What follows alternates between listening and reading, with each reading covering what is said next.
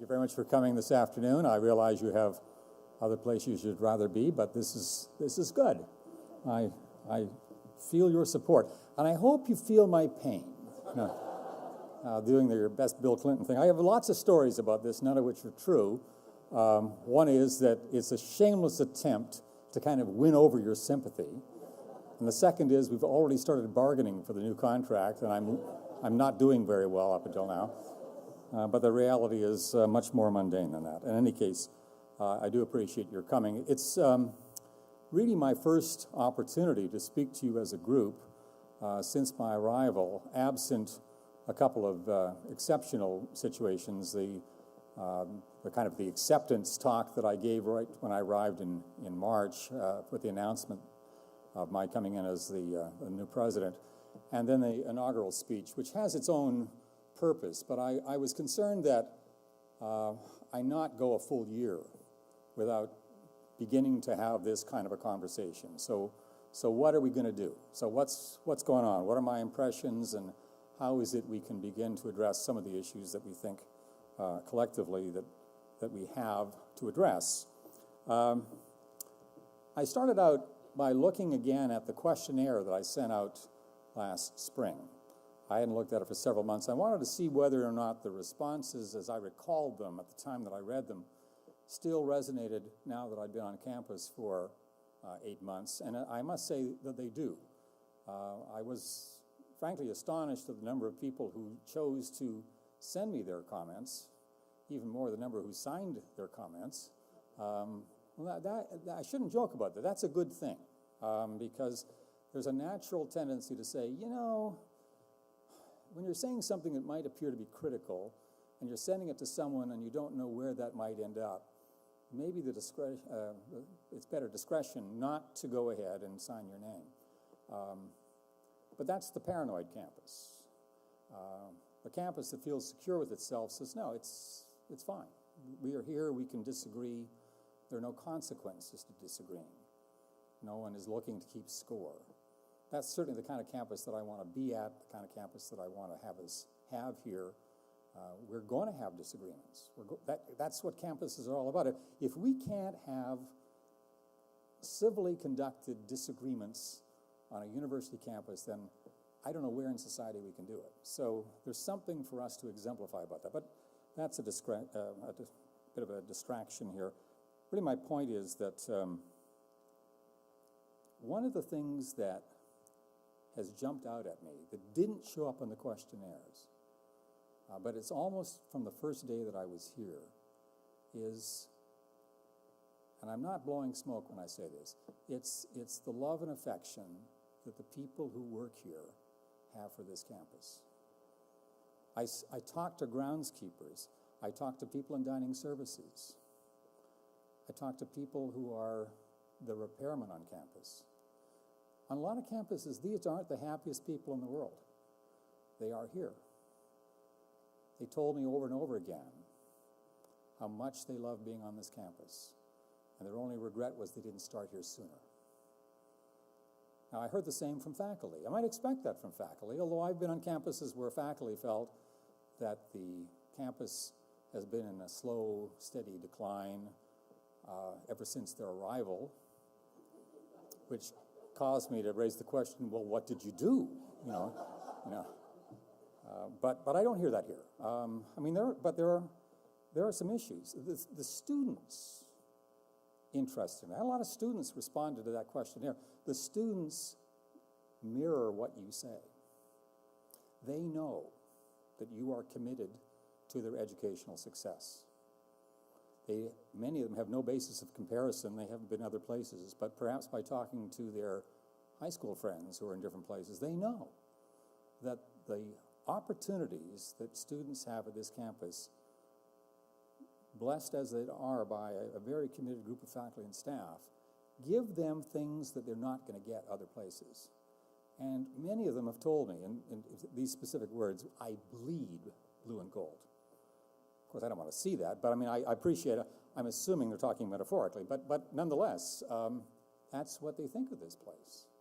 And that's pretty graphic testimony to the accuracy of your perception when you say that one of the things that you're proudest of this university is the commitment that it makes to the education of our students, which is, you would think, is a no-brainer. Surely every university does that, but many of you know full well that that is not the most important thing at all universities. One student I listened to this past summer, she was speaking on behalf of the students to the incoming freshman students. And she said her personal story was the reason she came here was that when she arrived on her first visit, she felt it was such, this is her word, such a happy campus. And I thought, you know, there are a lot of places that would love to be called a happy campus. And when students visiting the campus for the first time pick that up, that's huge, just in terms of what it means to the recruitment process. All that said, there are still some concerns and more than a little ambition regarding our future. The questionnaire responses included things like, well, we have style over substance. This came up a lot, the lack of diversity on the campus as exemplifying a place where we talk the talk but don't walk the walk. Many people anguished over the failure to develop a good working relationship between the administration and the faculty, one that was grounded on transparency and mutual respect. Some people were concerned about our financials, as well they might be, and I'll talk about that in a few minutes. Still others worried about the lack of a shared vision. The Board of Trustees has its own set of concerns. Not surprisingly, they want to see Roger Williams University on their watch achieve its potential. And since I'm the only person that the board hires directly, they're looking to me for my assessment and recommendations. And that's what brings us to the meeting today. What I want to do today is lay out a process that addresses many of our concerns while keeping one eye on the ever-changing landscape of the outside world, locally and federally, and the other eye on our core values so that we don't lose sight of who we are and what we value. So I'm planning to submit a formal report to the board, but in so doing, what I want to use is my limited powers as president, not to write a report and send it to the board, but instead to initiate a conversation with you. Because my intention is that we spend the rest of the semester in an interactive dialogue that will help inform and guide our future decisions and priorities. If we don't share a vision, but rather I try and impose my own, I will be unsuccessful and I will have failed your set of expectations. So the challenge then is to do this collaboratively.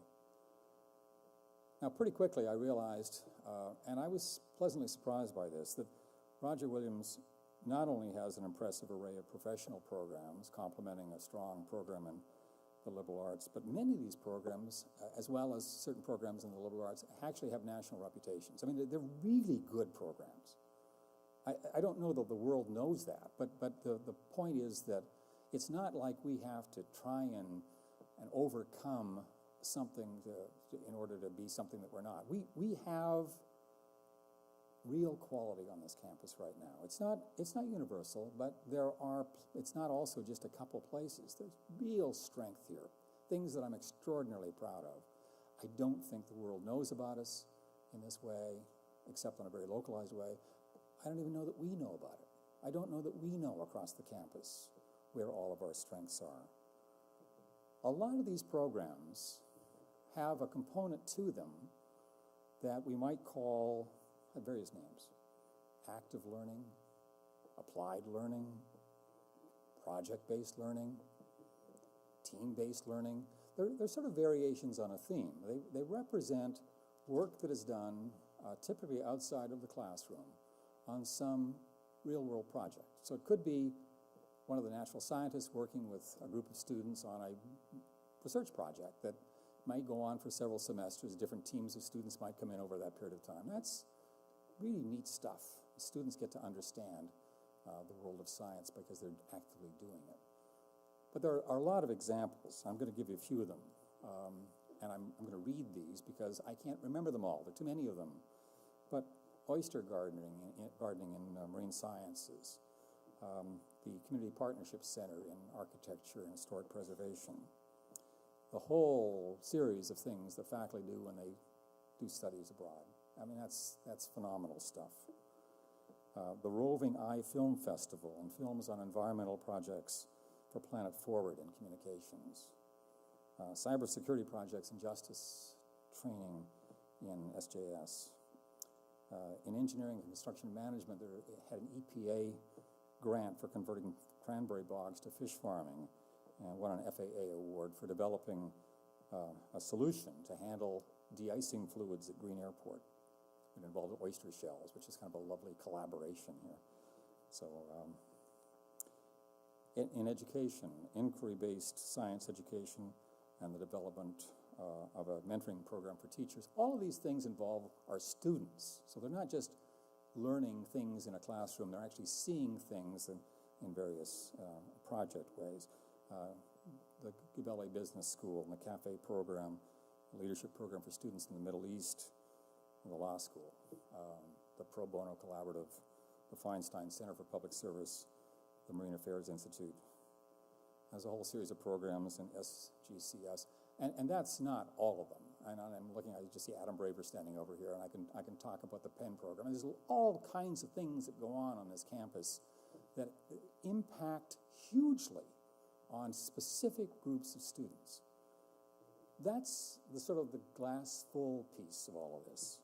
Wonderful and creative programs that allow students to apply what they're learning in the classroom to real-world situations, even as the real world benefits from their efforts. The glass half empty part of this is there's no coordination, or often no coordination, between and among schools and departments on most of these efforts, insufficient administrative support, and too much reliance, frankly, on the ad hoc efforts of individual faculty.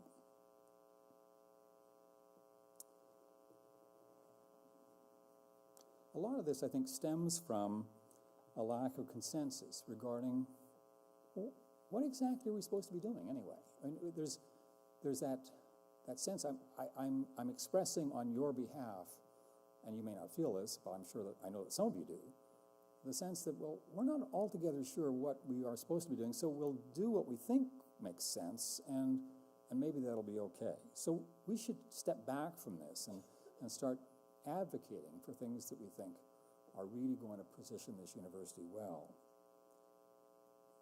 There's a quote I saw in the New York Times in the last couple of days from a school superintendent where the school district was featured. I've now forgotten the geographic location, K-12 system. But what they had done is invested in computers for all their students. They were elementary kids. And they were seeing phenomenal outcomes in just a few years, big jumps in high school graduation completion rates, in performance testing and so forth.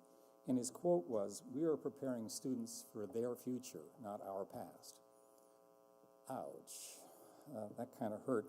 And it made me think of something, and you'll forgive, I hope, a private riff here.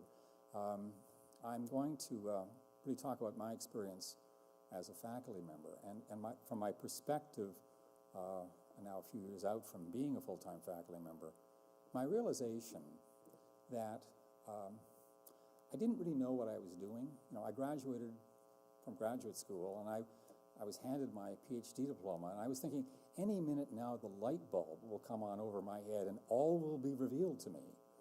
And it stayed dim, and so did I. And it took a long time to kind of work past that. And I realized as I started advising students, and they would say to me things like, "What can I do with a biology major?" And I would look at them and say, "Well, you can go to graduate school and become a faculty member. That's what I did with a biology major.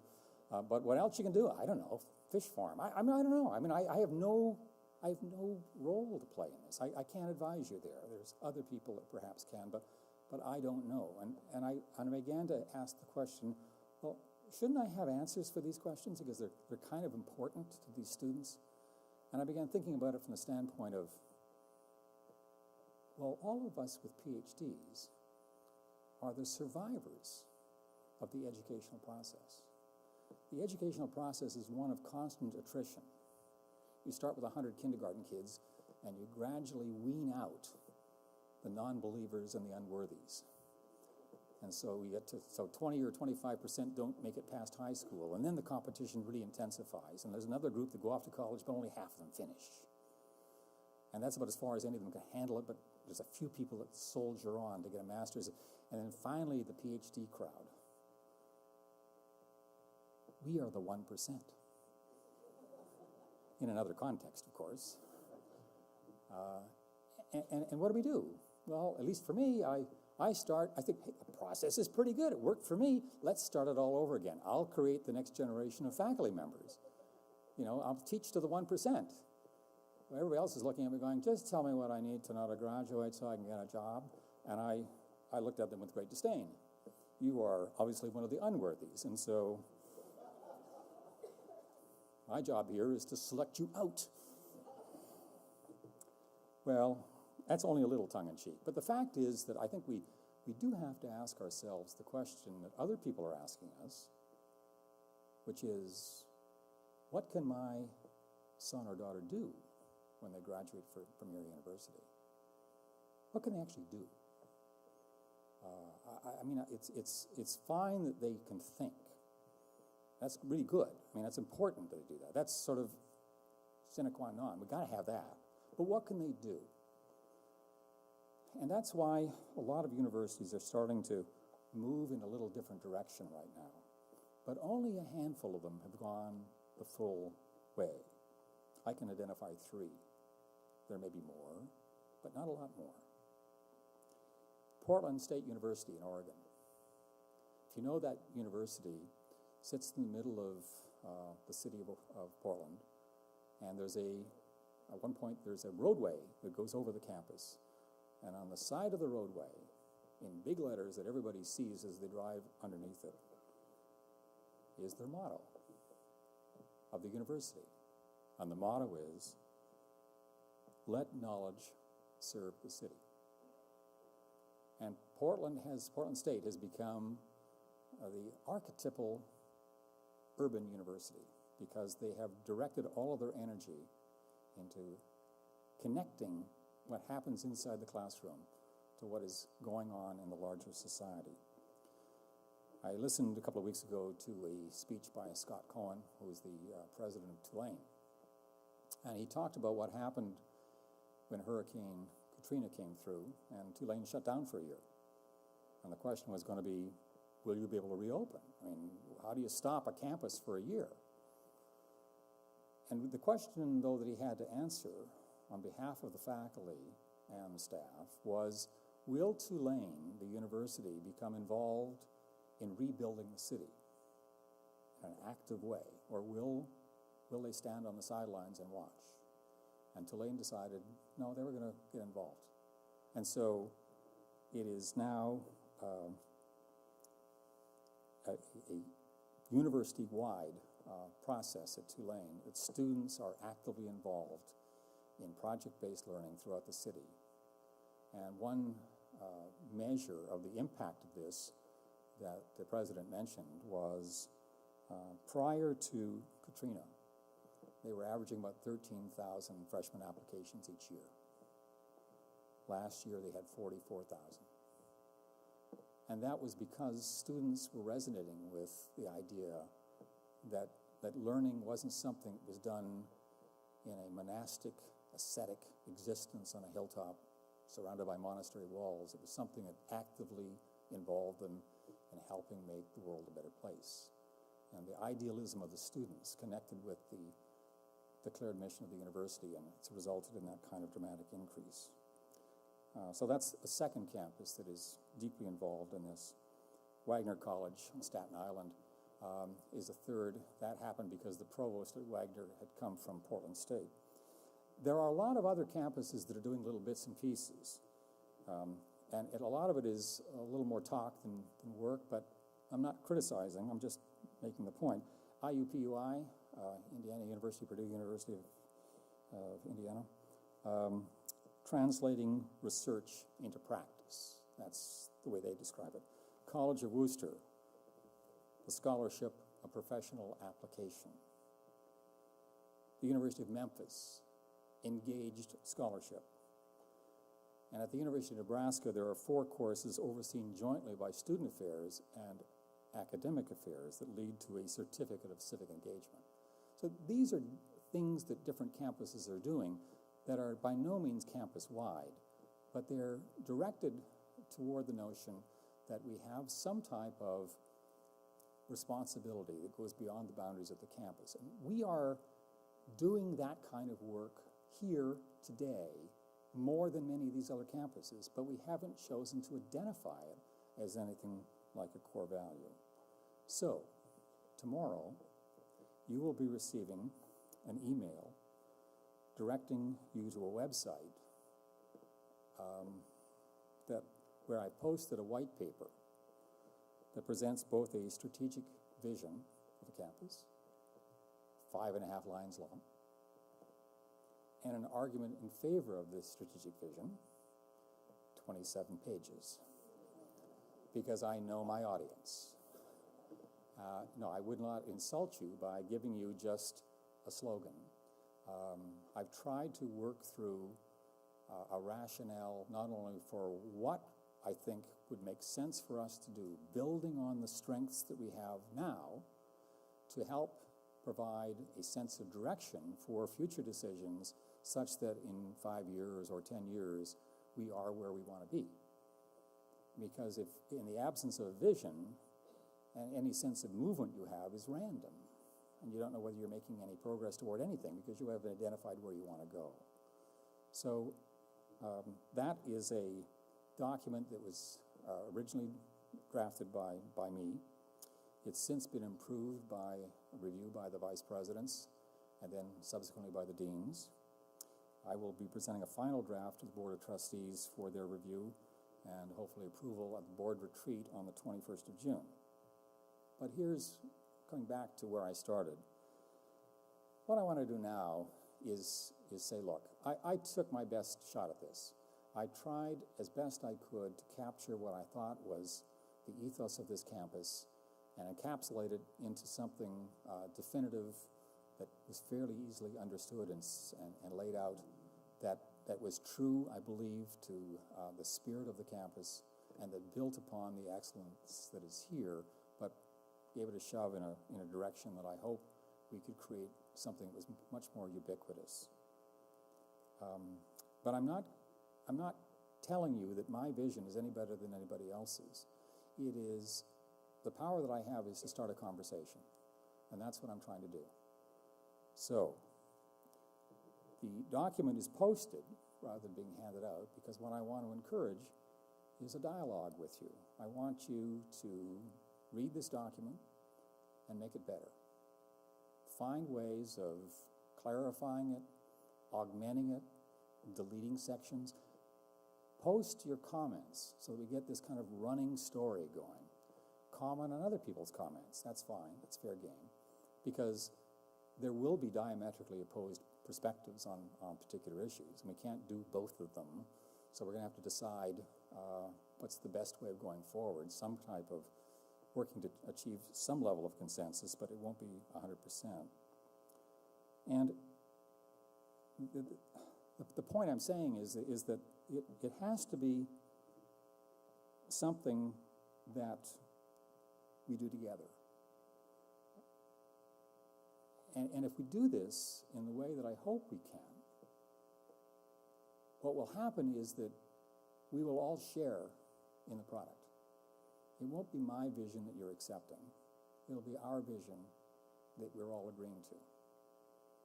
Now, all, maybe not all, but the great majority, hopefully. Because if we can do this, we can exemplify, first of all, how it is that colleges are supposed to operate, where the whole shared governance idea comes from, where there is transparency, where there is collaboration, where there is communication, things that people have said are not as abundant on this campus as we might like. So here's an opportunity to go ahead and play on with something that really is important to us. And if you don't like what you see, that's okay. I'm not asking you to salute this thing. If you think it's not the way you want to go, then say so. But what we do have to have is something. We can't continue to operate without a sense of where we're trying to direct our energies. And I think we have to be very careful that we not put our head in the sand with respect to what is happening in the outside world. So there are comments in there that relate to the President's budget address of 2 days ago and what it means from the education perspective. And there is, admittedly, beyond just wanting to get a conversation going that is a shared conversation with a shared end product. And by the way, if we need to have some forums where we're going to talk about specific things in greater detail, we'll arrange those. It isn't just posting, but I think this is a good way of attracting the most activity in the shortest period of time. There's another somewhat darker theme that I'm trying to address with this vision. It's not just about some abstract educational ideal.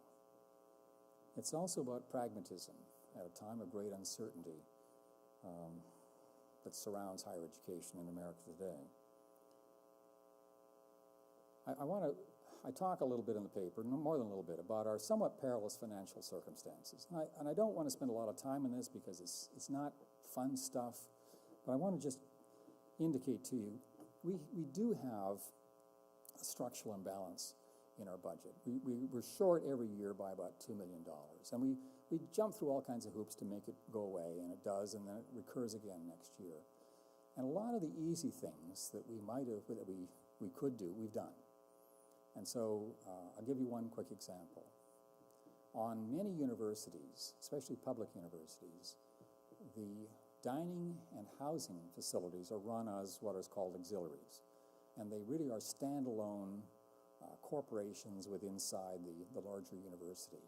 They stand on their own. The university bills them for services, but they keep whatever net revenue they have, especially in housing, for purposes of replenishing the housing stock. So it's not unusual to see the housing program at a public university with millions of dollars in reserve preparing to build the next dorm. A lot of the private campuses don't do this. Excuse me just a moment. Instead, they operate with a unitary budget. All the money comes in and is used collectively. And that's what we do here.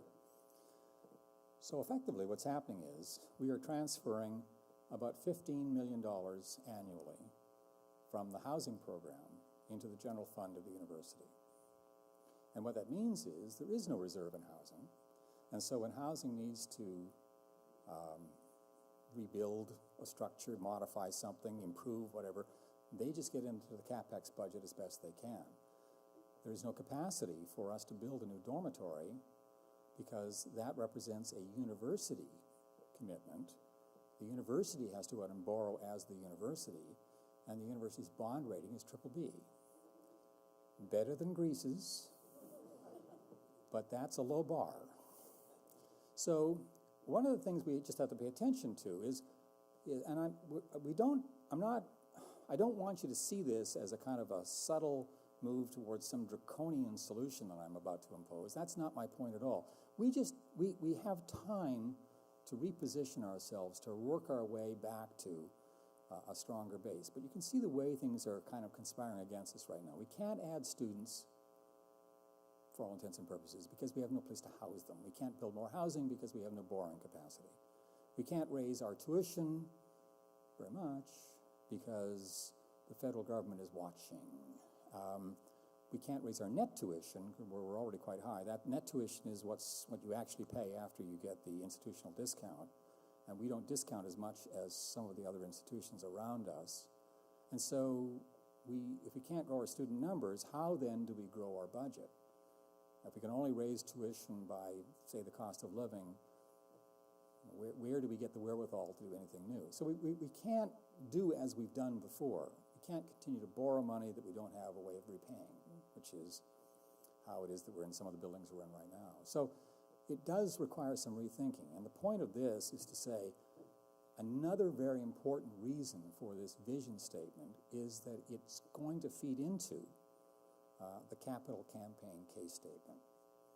So when we start our capital campaign, which I hope we're going to be doing as early as this summer, we've got our consultants working with us right now, we have to be able to say very clearly what we're raising money for. And to say, well, we're needy people, and we're quite nice actually, please give us a blank check, is a very unsuccessful marketing technique. So we have to be able to say, look, this is what we're doing, and we want to do more of it. And it's really important what we're doing. It's adding tremendous value to the students, it's adding great value to society, it's the kind of thing that deserves support. So these are not disconnected. The idea of a strategic vision and the idea for the case statement for the capital campaign are intimately connected. So hopefully we help resolve our budget problems by being thoughtful about what we come up with in our statement of vision. There are a lot of difficult discussions in front of us, and I haven't been shy about in avoiding those in my paper. How much emphasis should we place on preparing students to be work ready? I mean, the outside world says, are you kidding? That's all there is. But no, isn't it possible to make sure that for all of our students, the values of both the liberal arts and the professional programs are built into what they're leaving us with? How much should we expand continuing studies? What metrics do we use if we want to add new programs, or expand, or even close existing programs? What is it that guides our thinking? How do we increase retention and graduation rates? We spend an awful lot of time trying to fill a leaky bucket. If we want to have 3,750 students on this campus, we have to add every year 1,250 students or so. Because a bunch of them graduate, which is a good thing, but a bunch of them leave, which is without graduating, which is not a good thing. Our retention rates are too low, and the reasons that students give why they're transferring are disheartening too often. I'm not being challenged enough. That's not a good thing. Our graduation rates, just about 60%, 62% last year. Not a compelling figure. We're going to be doing some open houses for accepted students here in a couple of weeks. A smart parent is going to ask the question, what's your graduation rate? What that parent is saying is, what are the odds that my kid who comes here will graduate? 6 in 10. Doesn't inspire the level of confidence that they would want. You know, we should be at least 75%. I say that not because it's an arbitrary number. Looking at the profile of our student body right now, you should be at 75%. So we got to ask the question, well, why isn't it that way? Let's spend some time thinking about that. How do we diversify our campus? How do we go about making that happen? We can't just have a slogan that says we should do this. Yeah, okay, we feel better now. We've agreed we're going to do this. We've got to think, it isn't just about bringing in students from other cultures or races. Diversification is throughout the campus. If you bring in students and there's no sense that there's any support system for them, they don't see anybody like themselves, they don't stay. So I've been in this world. I mean, it's a long, hard slog, but we're going to have to decide not if, but when we're going to get serious about it. How do we best use financial aid to achieve our enrollment management objectives? It's not just a matter of bringing them in and hopefully sort out properly. We've got to be more sophisticated than that. And how do we survive and hopefully prosper given the rapidly changing external environment in which we find ourselves? And these are things that I'm talking about in the white paper and other things as well.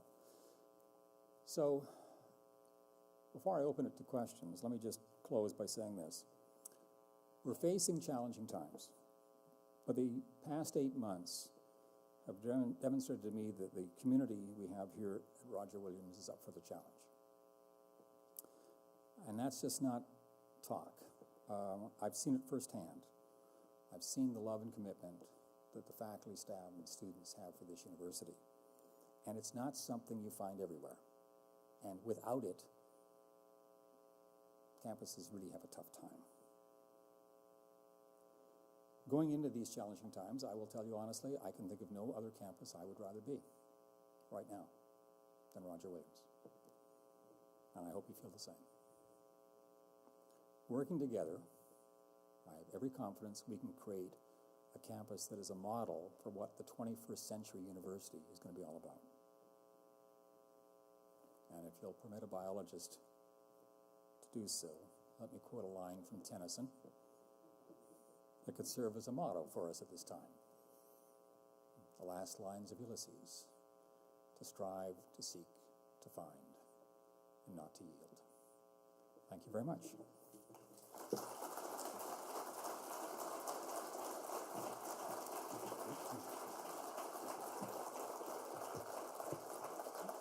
So I don't want to keep you unnecessarily, but if any of you have any questions right now, the material directing you to the website will be coming out to you tomorrow. It's going to take a little bit of time to post things on the website, so it'll be there tomorrow. And then I think we're going to have some fun with this one. Any immediate questions today, or comments, concerns, issues? Yes. I'm a first year freshman, and so far I think this campus is really good, and I like it. Good. We have an endorsement in the front row from a freshman.